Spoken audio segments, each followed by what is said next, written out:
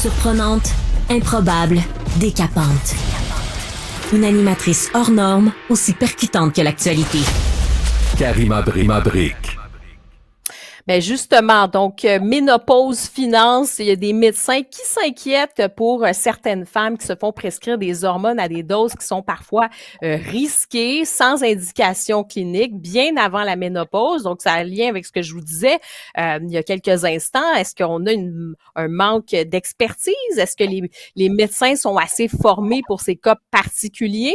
On va en discuter avec Sophie Descènes, qui est gynécologue, obstétricienne et responsable de la clinique de ménopause au CU3S de l'Estrie.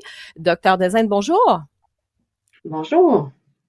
Merci beaucoup d'être avec nous aujourd'hui parce que je voulais justement qu'on fasse un petit peu la lumière notamment sur ce fameux dossier dont j'ai parlé il y a quelques minutes et sur le fait qu'il y a beaucoup de femmes qui se retrouvent donc en périménopause ou en ménopause, qui ont différents symptômes qui peuvent les gêner et qui vont se retrouver à un petit peu le fouillis là, sur Internet, à des cliniques. Qu'est-ce que vous constatez sur le terrain là, pour ces femmes-là en souffrance?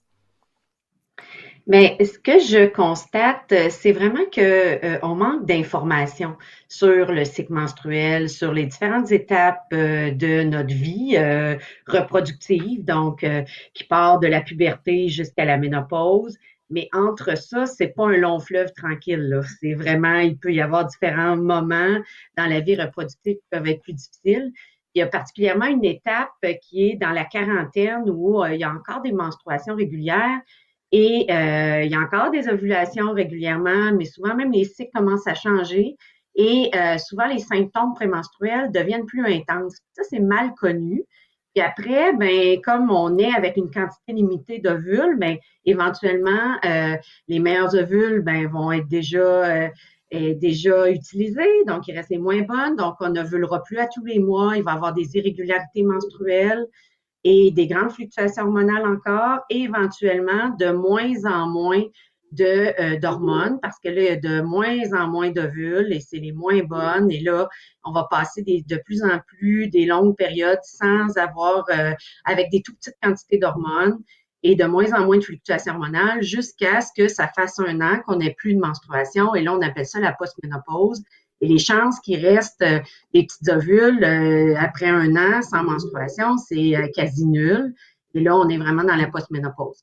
Mais toute cette période-là est vraiment très mal connue et c'est pas une diminution progressive de nos hormones avec le temps, contrairement à ce qu'on pense. C'est vraiment la dernière période où nos cycles sont de plus en plus allongés, où là, on a vraiment des niveaux d'hormones très bas. Mais les étapes d'avant, nos niveaux d'hormones peuvent être même plus élevés que dans la vingtaine et beaucoup de fluctuations hormonales. Et c'est ça qui est mal connu parce que les femmes pensent qu'elles ont un manque d'hormones. Là, elles se disent, ben, j'ai plein de symptômes, ça ressemble un peu à ce qui était mentionné dans l'automéno. Donc, c'est la ménopause. Donc, ben, comme on m'a dit que les médecins de famille connaissaient pas ça, je vais aller, puis j'ai pas accès. Donc, je vais aller dans le privé. Eux, ils savent ce qu'ils font. Et là, je vais avoir des bilans hormonaux, mais mes hormones changent à tous les jours. Tu sais, c'est vraiment très, très variable. Donc, c'est des bilans complètement inutiles et un supplément d'hormones à ce moment-là qui n'est pas indiqué. Je dis pas qu'il faut pas traiter les femmes. Première étape, il faut les informer. Parce qu'il n'y a rien de pire que de ne pas comprendre qu'est-ce qui se passe. Mais ça, c'est ça. Oui. Mais c'est ça. Vous dites, il n'y a rien de pire que ça change. Le problème, est-ce que vous diriez à ce moment-là est-ce que les médecins sont bien formés pour cette étape-là? Parce que si les femmes se tournent vers des cliniques privées, c'est que manifestement, il y a un malaise et elles n'arrivent pas nécessairement à en parler avec des médecins. Souvent, on va leur dire, Madame, c'est dans votre tête. Est-ce qu'il y a un problème, justement, en termes de formation spécifique là, pour les médecins? Ben, je dirais qu'il y a la formation, elle est de mieux en mieux. Même pour les médecins après l'université, donc il y a beaucoup de conférences, on parle de plus en plus, et ça, c'est vraiment un bienfait de l'automéno, là, de plus en plus de cette période-là. Je pense que les patientes en post-ménopause ou en périménopause, mais tardive, c'est-à-dire quand on a des cycles menstruels de plus en plus allongés, mais je pense que ces patientes-là, pour tous les médecins, ça fait aucun doute que s'il y a des symptômes reliés à ce manque d'hormones-là, ben, il y a une considération à l'hormonothérapie en discutant, en individualisant le traitement. Donc, on va vraiment adapter là, notre approche auprès de la patiente. Puis je pense qu'on est en train là, d'avoir une formation qui est de plus en plus adéquate pour tous les médecins. La problématique actuelle, c'est que la période d'avant, ben, elle est mal connue et les patientes vont souvent s'auto-diagnostiquer ménopause. Et parce que dans le documentaire, l'automéno n'avait pas beaucoup d'informations sur cette période-là. Donc, on va avoir un enjeu de patientes qui ont des attentes importantes d'obtenir de l'hormonothérapie quand le traitement est probablement autre chose. Donc là, on a un petit peu des attentes de patientes envers un médecin qui peuvent être difficiles à gérer et je le vis régulièrement dans mon bureau, là. Donc, d'essayer de rétablir un peu l'information. Donc, je dirais, oui, il y a de l'information à faire, mais il y a aussi beaucoup d'informations à donner aux femmes pour qu'elles comprennent de mieux en mieux leur cycle menstruel, et ça à toutes les étapes. Et vous parlez de la douleur tout à l'heure, mais la société banalise encore la douleur des femmes. On s'auto-banalise notre douleur même.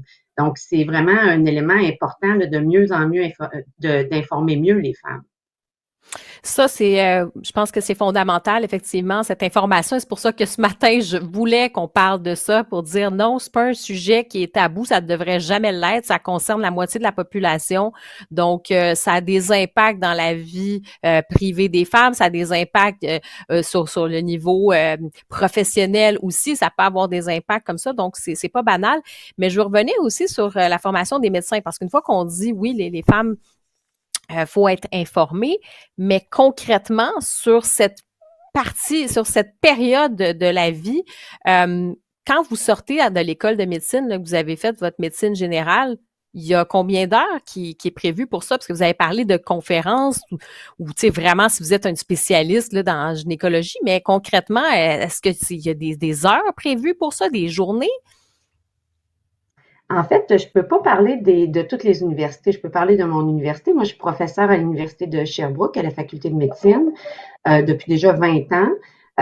Donc, on a quand même plusieurs modules là, à l'étape de formation médicale qui sont reliés à la santé de la femme.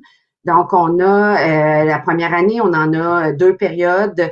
La deuxième année, on en a encore. Fait qu'il y a quand même il y a de la formation spécifique. Il y a le stage en obstétrique gynéco, il y a la médecine de famille et il y a de la formation pour les médecins de famille aussi qui est donnée là c'est sûr que la meilleure formation quand on est en résidence pour être médecin de famille, c'est d'avoir de l'exposition. C'est de travailler avec des médecins qui voient des femmes et qui fait des soins au niveau de la reproduction, que ce soit contraception, que ce soit hormonothérapie. Mm-hmm. Donc, c'est sûr qu'il y a eu un gap dans les dernières années parce qu'il y a eu de moins en moins de médecins de famille qui ont prescrit des hormones suite à l'étude White, malheureusement.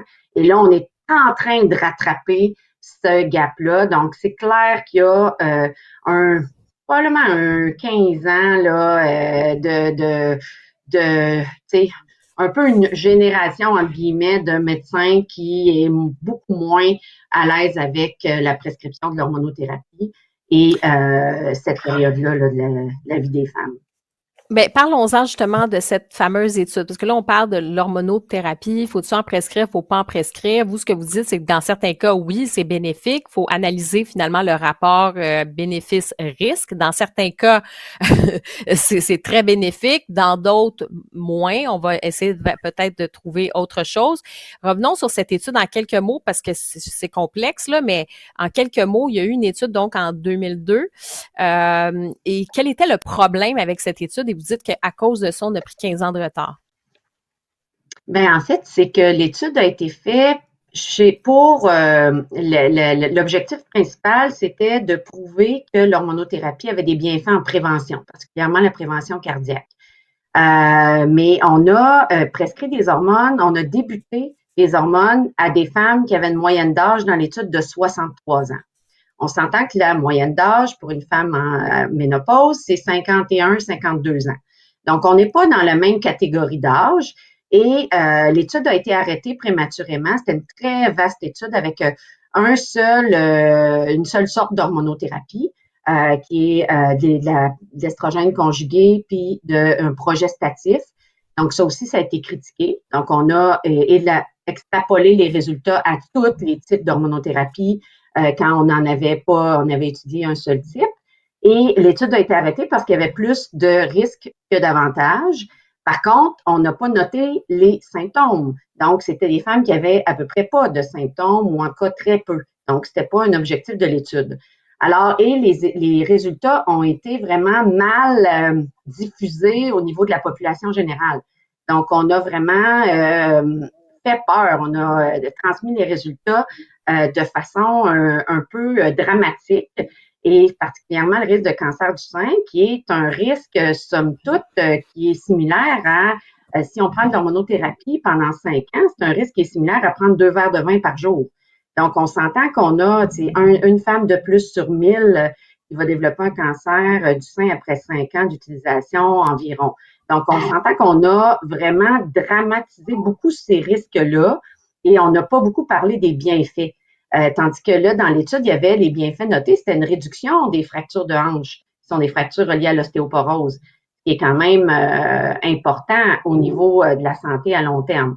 On a aussi pas beaucoup diffusé les résultats quand on les a analysés par groupe d'âge. Donc, quand on commence des hormones à 50 ans, c'est vraiment différent de quand on commence des hormones à 70 ans au niveau des risques et des bénéfices. Bref, on est allé dans le simple et on est allé dans un peu le dramatique quand on a publicisé ces résultats-là. Et malheureusement, ben ça a vraiment nuit pendant des années aux femmes en péri- et post-ménopause. Donc, aujourd'hui, là, pour les femmes qui nous écoutent, là, à ce moment-là, c'est quoi la consigne, là, quand elles arrivent à cette période-là, qu'elles sont justement à l'écoute de leur corps, elles voient des symptômes et tout ça. Est-ce qu'elles se font prescrire, oui, non, des hormones? Comment ça se passe, là? Qu'est-ce que vous conseillez à ce moment-là? Ça dépend quelle étape de leur vie. OK? Donc, il faut qu'elle fait, moi, je leur recommande souvent de faire un petit journal menstruel, leur cycle menstruel. Donc, on va savoir la durée du cycle, quand est-ce qu'arrivent leurs symptômes et quel type de symptômes. Parce que souvent, les symptômes, même de fluctuation hormonale, et de manque d'hormones peuvent être similaires, particulièrement les symptômes psychologiques. Mais il y a des symptômes qui sont vraiment reliés à la fluctuation hormonale et au niveau élevé d'hormones, qui sont plus les ballonnements, les maux de sein, versus le manque d'hormones, qui sont un peu plus des bouffées de chaleur, quoique les bouffées de chaleur peuvent survenir dans l'autre cas aussi. Mais un journal pour voir quand est-ce que surviennent les symptômes, comment est le cycle menstruel, et si elles sont menstruées régulièrement, elles ne manquent pas d'hormones. Un dosage sanguin, c'est pas nécessaire parce que c'est pas comme une glande comme la thyroïde qui va sécréter toujours à peu près la même quantité d'hormones. Les ovaires vont sécréter des hormones de façon différente quotidiennement. OK. Donc, ça, c'est pour la périménopause. Pour les femmes qui arrivent justement dans la période ménopause, elles font quoi? Est-ce que il n'y a pas d'inquiétude à avoir? Quand les cycles s'allongent d'au moins 2-3 mois, ou même qu'on a fait plusieurs mois qu'on n'en a pas, qu'on a des symptômes, sommeil, bouffées de chaleur, douleurs partout, des symptômes psychologiques reliés à ce moment-là, un problème de sommeil relié à ce moment-là, ben on n'a pas à souffrir. Je pense qu'on peut consulter inutilement, on peut consulter le médecin. C'est sûr que si on a des contre-indications comme un cancer du sein, il faut prendre en considération les risques particulièrement individualisés et après ça, avec leur médecin de famille, de voir si l'hormonothérapie leur convient. Et si le médecin de famille n'est pas à l'aise, bien, il peut référer, peut s'informer. Et là, il y a un guide de l'INES qui va sortir autant pour les femmes que pour les médecins, là, cet automne, on l'attend, qui est quand même très précis là, avec des algorithmes décisionnels qui vont pouvoir aider autant les professionnels de la santé que les femmes. Mais donc, on peut dire quand même qu'au Québec, Canada, on a pris du retard, là, puis il est temps qu'on le rattrape là, là-dessus pour la santé des Mais femmes. Là. absolument. On a, je pense qu'on a encore du travail à faire pour l'accès aux soins pour les femmes. On en a encore. On banalise encore des conditions.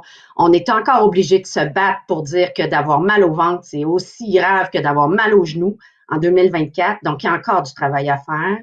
Mais je veux juste nous rassurer en disant qu'au Québec, là, on est la population qui a toujours prescrit le plus d'hormonothérapie que le reste du Canada, même depuis l'étude White. Donc, je nous félicite quand même parce qu'on a une petite longueur d'avance sur les autres provinces par rapport à cette période-là de la vie des femmes pour les soins. Mais il y a encore du travail à faire. Puis peut-être en quelques secondes, parce qu'on doit se laisser maintenant. Je regardais, par exemple, en France, ils sont très pointilleux sur ce qu'ils prescrivent. Ils essaient vraiment de prescrire des molécules là, les plus similaires, disons, là, parce que je sais qu'on entend parler du bio-identique, puis c'est pas nécessairement du bio, là. Faut s'enlever ça de la tête, là. Mais est-ce que le Canada, quand même, là-dessus, est sérieux? Mais en fait, je suis vraiment contente que enfin il y a des alternatives transdermiques et de la progestérone qui est remboursée par la RAMQ parce que ça n'était pas le cas avant l'automéno, malgré plusieurs représentations. Donc, mais il y a encore d'autres alternatives, là, les timbres, d'autres sortes de gels qui pourraient être remboursés. Je veux juste nous dire, soyons un peu critiques aussi. Hein. Les femmes, il faut être critiques face à ce qu'on voit sur les réseaux sociaux, face à ce qu'on se fait dire parfois, face à des produits qu'on appelle bio.